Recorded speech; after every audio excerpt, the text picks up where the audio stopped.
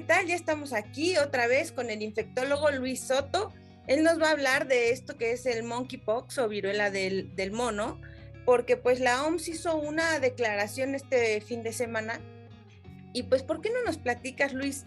Buenos días, pues, ¿de qué va esto? O sea, ¿ya va a ser esto una pandemia? ¿Qué es lo que nos están queriendo decir con esta alerta sanitaria a nivel mundial? ¿Qué tal? ¿Cómo estás, Patricia? Un gusto estar otra vez contigo aquí en el Chocho. Sí, precisamente el día 23, el día 23 de julio pasado, el doctor Tedros, el jefe de la Organización Mundial de la Salud, el director, hace un cambio en la denominación. Recordemos que la OMS es un organismo más bien de regulación y de recomendaciones, no es que vaya a hacer mucho, sino dice dónde estamos y qué tenemos que hacer. Y entonces declara a esta viruela del simio, algunos utilizan el término de viruela símica, ¿sí? Pero es la viruela del simio, la declara una alerta elevada de salud pública de preocupación internacional.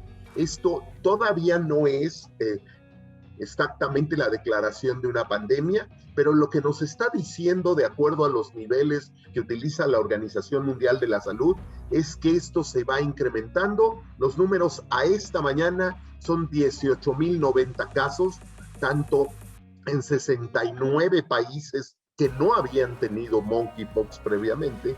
Y lo que utiliza la OMS, muy sencillo, es que haya casos ya diseminándose dentro de los países de más de 2 regiones de la Organización Mundial de la Salud, que son las regiones mundiales que utilizamos: Europa, Asia, África, América, ¿no? Y entonces esto es lo que nos dice. Ejemplo, se tardó para COVID 2 meses en decir de esta alerta que hoy está haciendo para monkeypox, para hacer la pandemia. Así que podríamos decir que es en camino de declarar una pandemia, pero claro, si comparamos la velocidad de transmisión del monkeypox, de la viruela del simio, a la del COVID, pues es mucho más lenta, de tal manera que podría tomar un poco más tiempo la declaratoria, o tal vez no. Así es. Yo creo que sería importante que les volviéramos a platicar, porque ya habíamos hecho una cápsula sobre esto cuando salió el primer caso, recordarás, hace unos meses. ¿Cómo se transmite esta infección? Claro que sí, mira, la forma más clara de transmisión es por contacto directo. Por contacto directo, es decir, yo tengo contacto directo con las lesiones de una persona que está afectada, ¿sí? Y o con secreciones que hayan quedado ¿cómo se llama? En sábanas, por ejemplo, o en algunas otras superficies que hayan tenido un contacto extenso. Por eso me refería a las sábanas, porque en general, pues en cama estamos algunos con poca ropa de cama, y entonces tienes un contacto extenso. Entonces es un contacto, esa es la forma más clara de transmisión, si bien hay evidencias de que, sobre todo en etapas iniciales de esta viruela del simio, se pudiera también transmitir por vía aérea, ¿sí? Por alguna de las secreciones de las gotitas estas que tanto hemos hablado en el COVID, que genera una persona en esos primeros 5 días del padecimiento. Así es. Oye, pero casi que, por ejemplo, si fuera vía aérea, te tendría casi que estar como escupiendo en la cara, ¿no? Para que Claro, el mismo evento, Patricia, de COVID, ¿no? O sea, es otra vez la distancia que le pusieron sana, ¿sí? La distancia, claro. Es decir, pues que estés en contacto, que puedas estar en contacto, ¿sí? Con esas secreciones que está teniendo, ¿no? Ahora, si seguimos con nuestras precauciones, que deberíamos de seguirlas, porque estamos en plena 5ª ola de COVID y seguimos utilizando nuestra protección, pues la verdad es que no hay mucho no hay mucho de qué preocuparse de esta vía, ni tampoco de la otra, porque si aprendimos a lavarnos las manos, a hacernos higiene, a no estarnos tocando la cara, ¿sí? Pues eso son las formas de protección más importantes, ¿sí? Sí, o sea, yo creo que más que nada estos años que hemos estado viviendo ya nos educaron a cómo protegernos. Digo, tal vez son diferentes enfermedades, pero pues el cuidado es el mismo a fin de cuentas. Luis, me gustaría que les platicaras, en México, ¿cuántos casos ya tenemos?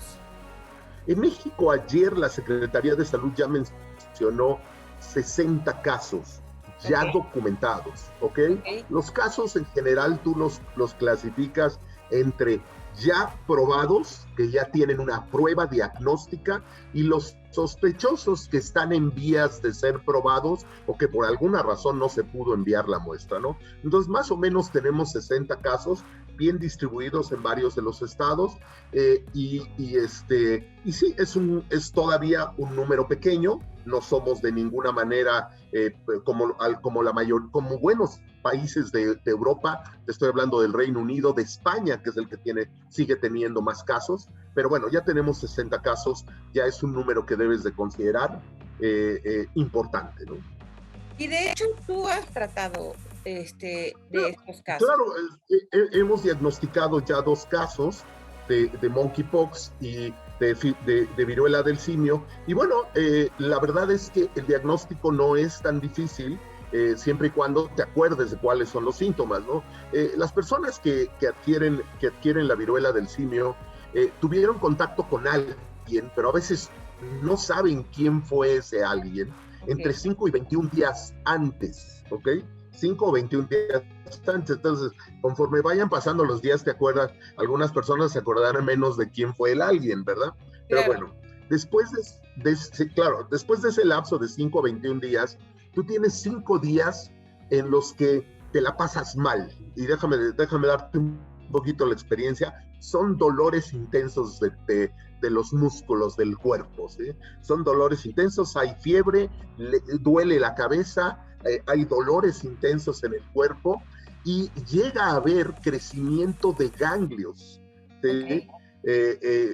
Básicamente esas son las molestias, pero la molestia más intensa para los que ya sufrieron influenza, me acuerdo en esos días de la H1N1, es un dolor corporal intenso, fiebre y el dolor de cabeza, ¿sí?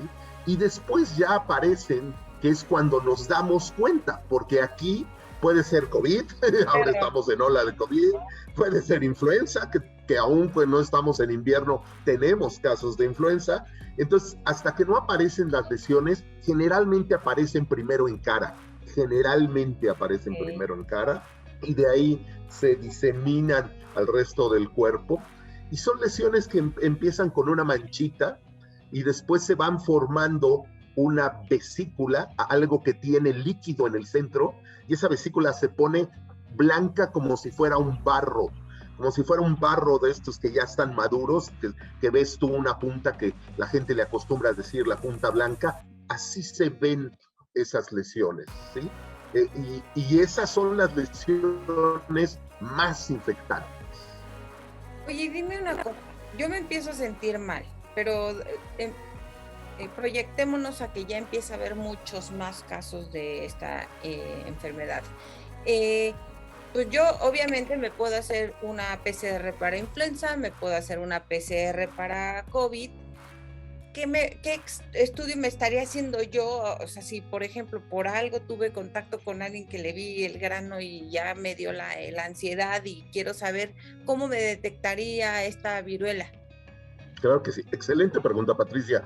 Nada más la primera parte es también darle un poquito de tranquilidad a la gente. Por ahora tenemos pocos casos, esperemos no llegar a muchos más, pero por ahora, y no todo granito es monkeypox. Sí, claro. Cuidado con eso, ¿no? Porque a veces se asusta uno mucho. El otro día recuerdo que nos mandan unas fotos de otra paciente que acabó siendo otra patología dermatológica, y que de verdad, si tú ves las fotos, para mí no tenían nada que ver con monkeypox, pero es un poco el miedo, ¿no? Ok, pero vamos a suponer que sí te detectas 20 bolitas 10, 20 bolitas de estas que ya tienen un poquito de material blanco, material purulento. ¿Y qué haces? Tienes que ir a un hospital. Dependiendo de lo que te toque, dependiendo al sistema que estás afiliado, tienes que ir a un hospital, porque a este momento, el diagnóstico de viruela del simio solo se está haciendo en el laboratorio central de la Secretaría de Salud, ¿sí? Solamente ahí. Todavía no tenemos las técnicas comerciales ni aceptadas ni licenciadas para el uso en los laboratorios privados. Entonces, no importa qué hospital vayas, si tienes la capacidad económica de ir a un hospital privado, ahí también te toman la muestra y de ahí se va a el laboratorio de la Secretaría de Salud. Un poquito en forma muy semejante a lo que pasó con COVID. Exactamente lo mismo. Al principio eran los que venían de Nueva York, de Europa, de etcétera, tomábamos muestras y la mandábamos al INDRE, que es la institución procesadora. Ok, y esta muestra es una muestra del granito, es una muestra de sangre, es una muestra de nariz, ¿qué muestra es? A ver, la muestra ideal es la muestra del granito. Ok. Sí, tomas un raspadito del granito y esa es la muestra ideal, porque ahí, como te decía, esa es la lesión más transmisible y esa es la que te debe. Ahora, ojo, porque otra cosa que es importante desde el punto de vista de transmisión es hasta cuándo el granito transmite. Aparte del diagnóstico, hasta que no se forma costra y se cae la costra, se considera que puede ser transmisible. O sea, todo el periodo, ¿no? Desde todo que te ese brota, periodo, blanco. Todo pues ese periodo. Como la viruela, ¿no? Que te llenabas de las ronchitas por todo el cuerpo y se te salían las costras. Estás hablando de varicela, Patricia. Sí, pero es así, digo, que se te picaba, que se te... Sí, exactamente, sí, porque viruela ya tenemos mucho tiempo. Tú definitivamente no habías nacido, ni tal vez yo creo que yo no, pero cuando fue el último caso de viruela, entonces no viruela, pero varicela sí, se parece mucho en ese sentido, ¿sí? Pero esta podría yo decirte que es hasta un poco más transmisible, un poco más, no asustarse. Hay un número de transmisión, así le llamamos, el número de cuántas personas tú pudieras transmitir con viruela del simio. Este número le llamamos R. Esta R, entre más grande sea, más transmisible es. Pensamos que la R, por ejemplo, de la cepa de COVID que tenemos hoy, es 18.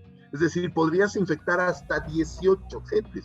La de la viruela del simio, la más alta es 1.5. O sea, es una transmisión bastante menor. Por eso te mencioné la otra, para comparar. Es una transmisión bastante menor, ¿ok? Sin embargo, perdón, y voy a tomar un poquito nomás de tiempo para darte dos datos bien importantes. Bien importantes. Uno de ellos lo comentamos, de hecho, en la vez pasada, y es que ahora cuando tú ves la epidemiología de los casos a nivel del mundo, sobre todo en los países que tienen más, está predominando en más del 50% de los casos y en algunos hasta mucho más en hombres que tienen sexo con hombres. La pregunta siguiente que una periodista como tú me debe de hacer es, ¿tiene algo que ver con otra infección de transmisión sexual? No. Pero de hecho, los países que están teniendo accesibilidad a vacuna, ¿sí? Y si quieres hablamos ahorita un poco de vacuna, la están dirigiendo a grupos de riesgo, como son personas que tienen bajas sus defensas y personas hombres que tienen sexo con hombres. Perfecto. Fíjate que sí me gustaría que habláramos de la vacuna, solo me gustaría aclarar que esta es una enfermedad que le puede dar a todos. Sea, es a todos, desde un niño pequeño hasta el abuelito, o sea, para que no crean que no están en zona de riesgo, o sea, todos, como es mucho como digamos como el COVID, que le puede dar a todos en cualquier momento. Y luego, pues sí, pasemos, como tú bien lo comentaste, la viruela es una enfermedad que ya se había erradicado, o sea, no es una enfermedad con la que estemos en contacto mucho, pero no hay vacuna, ¿no? O sea, ya no se hacían vacunas, por lo que yo entiendo. Estás en lo correcto. La viruela se erradica ya hace mucho tiempo y de hecho las últimas vacunas que oficialmente se pusieron en México son alrededor del año 1972 y no tenemos ningún guardado de vacunas, ¿de acuerdo? Hay por ahí la idea de que Estados Unidos pudiera haber guardado un poco de vacunas. Bueno, lo que es cierto es que ya hay dos agencias productoras de vacunas que están produciendo vacuna. La vacuna no es para la viruela del simio, es para la viruela, pero tiene una protección del 85% y por eso se está utilizando. Ahora, que vaya a hacer esto en un brote como el de la viruela del simio, una medida igual que lo que tenemos para COVID, en donde muchos de nosotros estamos vacunados, casi todos los que quisimos estamos vacunados, probablemente no vayas a ver eso. Y eso porque ya hay algunos reclamos de la sociedad civil aquí en México de que se empiece a vacunar. Yo no creo que haya, pero esto desde luego habría que verlo a nivel internacional, pero yo no creo que haya suficiente vacuna ni que la producción sea tan fácil y tan rápida como para que haya vacunas así como hubo para COVID para todo el mundo, ¿no? Entonces seguirán siendo las medidas de protección individual las más importantes por ahora. Y aquí me surgiría a mí una pregunta. Si supongamos que tenemos en México un lote ya de vacunas ahí guardaditas, ¿no? Si a mí me tienen que poner la vacuna o ya no me sirve de nada. No, ninguna de que te haga peor. No te va a hacer peor, pero ya no la necesitas porque el evento que vas a tener te va a generar una inmunidad muy importante. La vacuna se utilizaría primordialmente, como se está utilizando en otros países, para tus contactos cercanos. Okay. ¿Sí? Para la gente que estuvo en contacto contigo en esta forma, a ellos se utilizaría, no en ti como paciente. Definitivamente no en alguien como paciente se utilizaría la vacuna, no. Pero no le haría daño si se la ponen. No claro. Sabían que todavía tenía, que ya estaba desarrollando un monkeypox, todavía no salían las lesiones y le pusieron la vacuna, no te va a empeorar. Luis, el peor escenario de esta enfermedad, me salen, yo creo que son granitos, no pelo, ¿qué me puede suceder? Ok, muy buena pregunta, porque eso también va a ayudar a calmar a la gente, a los que nos están viendo, a los que nos van a ver. A ver, con todos los 18,000 casos, solo se han reportado, y probablemente no estén relacionadas, 5 muertes. Okay. Solo 5 muertes. Y probablemente estén relacionadas a otro brote, a otra razón. Entonces, a ver, no es una enfermedad mortal de ninguna manera. En general no presenta complicaciones, así en general, y el general te estoy hablando más del 95%, 98%, no presenta complicaciones, y la única complicación es que sí te puede dejar cicatriz. Sí, así como nuestras cicatrices que quedan de la varicela que tú mencionabas, eso es básicamente. De hecho, quizá el formato más ideal de cuidado de los pacientes sea, como no tenemos hoy todavía un antiviral, sea irse a recluir a casa, ¿sí? Ese sería el formato más interesante, porque no nos preocupa tanto en realidad las complicaciones. Es un virus de viruela atenuado, es un virus de viruela que no produce mucho más. Pero claro, los dolores al inicio y las lesiones y las posibles cicatrices, esa no nos las va a quitar nadie. Pero afortunadamente no es algo que esté generando daño en el pulmón, que esté generando daño en el cerebro, no. Así es. Bueno, pues te agradezco mucho y pues creo que ya quedamos todos enterados ahorita, y pues si surge algo más, obviamente, pues te volvemos a contactar, Luis.